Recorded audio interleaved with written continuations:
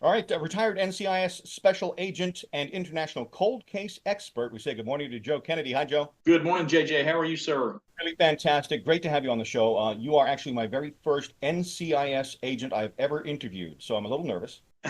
Don't be nervous, JJ. It's all good. Probably already done the background check, I'm sure. So, Yeah, something like that. yeah, exactly. All right. So you're going to be at the Orpheum later this week, October 5th. Cold Case Live. Selectaseat.com is where you go for tickets. It's going to be a fascinating one show only kind of thing. If you like true crime and you want to know more and take a deep dive into some of these cases, we'll get to that in just a second, Joe. But not to sound like your therapist, but let's go back to your childhood. What were you like as a kid? Did you love solving puzzles? I did, JJ. And when I talk about puzzles, I had almost ADHD as a kid. I always wanted to be busy. I always wanted to be doing something. And anything that was mysterious made me curious. Well, okay. So you grow up to be this leading global expert on cold cases and working for NCIS. You help develop their cold case division. So on a scale of 1 to 10, you probably get asked this question a lot. Scale of 1 to 10, um, 1 being they completely missed the mark, 10 being, yeah, you know what, they got kind of close. How true to life is the TV show? So I'd say it's about a seven, probably. A 7. Okay, that's not bad. What do they get inaccurate?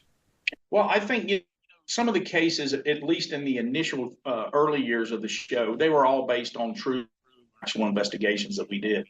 And then, as the years passed, they kind of synthesized some cases, right? And that's really about the only difference. All the you see, the guns, the badge, the logos, those are all official NCIS. All right, so sites like Yes, Ancestry.com, sir. 23andMe, how have they sort of changed what you do and helped with your efforts to solve cold cases? JJ, this has been the game changer. Everyone is forensic investigative genetic genealogy. It is helping us find those ghost suspects. By that is most of the time the suspect's name somewhere in the investigative file. We just got to figure out the correct one. But what genealogy is doing is actually the cases that probably likely would never have been solved without it. And people unwillingly sign up who have nefarious backgrounds, not thinking about it, and it actually works in your favor. It does, and even if they are not up, their relatives are, which really is very helpful. Have you helped solve a cold case here in the Wichita area? So off the top of my head, I can't remember a case specific to Wichita. I know there is a case that you guys just solved, right? When using genetic genealogy, I think the gentleman's last name was Foy. That was actually a cold sexual assault that was about 20, 25 years old. And if I'm not mistaken, it's one of the first times genetic genealogy was used in Wichita or in Kansas.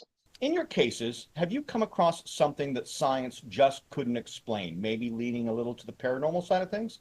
Well, I mean, sometimes you will get folks in that arena that want to come forward and provide information.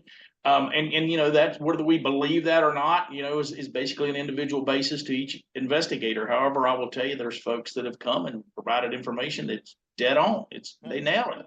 What would you say is the most important tool or asset at your disposal when it comes to trying to solve a cold case? Well, we have to understand it, JJ. What I mean by that is when we're doing a hot and we respond to those crime scenes, we can tap into the five senses of smell, right, feel, all that. But with a cold case, we weren't there originally, so we've got to learn the case. We've got to understand what happened in that original investigation, and if we don't do that, we're never going to successfully. We've got to understand what happened in that original investigation, and if we don't do that, we're cold cases. You see some things. You see some things. How do you, at the end of the day, get your mind right and forget about and unsee the things you've seen?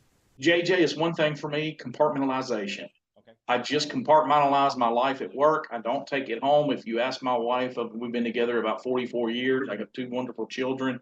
I have never went home and talked about a case in my entire career, my entire life. Oh, that's amazing. Do you have some sort of like occupational therapist who you talk to from time to time? No, I don't. My therapy, JJ, and I know you got dogs, but my therapy is my border collie Lucy, 7 years old, and that's my therapy. Why do so many women love true crime and their serial killer stuff? I mean, let's paint the scenario. So I'm out driving around jamming a Chris Stapleton in my car, and then the wife wants me to run an errand, and I take her car, turn the radio on, and the first thing I hear is like, they found 3 bodies in a dumpster, each stabbed 100 times.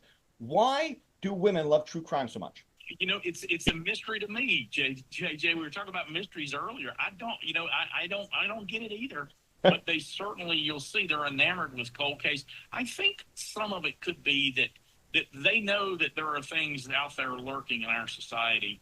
but they certainly, you'll see they're enamored by listening to it. It maybe gives them some clues of what to do to avoid becoming a victim of a. That's the only thing I can think of. Research. All right. So at the Orpheum this Friday, Cold Case Live. I'm going to buy a ticket. What can I expect?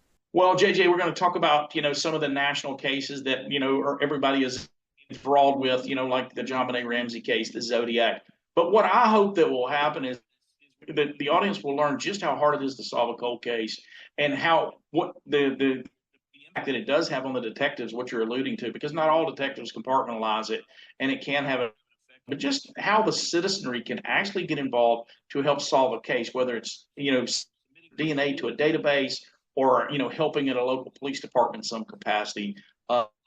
We're seeing more and more that we're getting help from the public like never before. I don't want to go all Liam Neeson on you, but I'm going to. Let's talk about your particular set of skills, Joe. What are you good at that has absolutely nothing to do with your work in cold cases? Memory.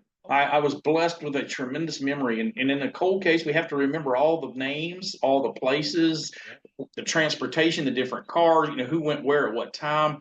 And so God blessed me with a tremendous memory, and that is a key component to cold cases. I am so jealous because I'm the type I will pick up my phone, pause for a second, and be like, now, why the heck did I pick up my phone? Can your friends and family get away with anything around you? Well, that's another thing that I try to do, JJ. When I go home, I try to turn it all off so that I'm not actually trying to read nonverbal behavior and going, wait a minute, you're being deceptive. All right, so the temptation's not even there. I love it. Listen, this is going to be an amazing night at the Orpheum, October 5th. Cold Case Live with Joe Kennedy. Joe is the retired NCIS special agent and international cold case expert. In 1995, I believe it was, you founded the cold case unit of NCIS. You've got lots of stories to tell, worth buying a ticket. And if you want to find out more, you can go to coldcaselive.com. Joe, pleasure speaking with you, and I hope to speak with you again down the road. JJ, thank you so much for your time this morning.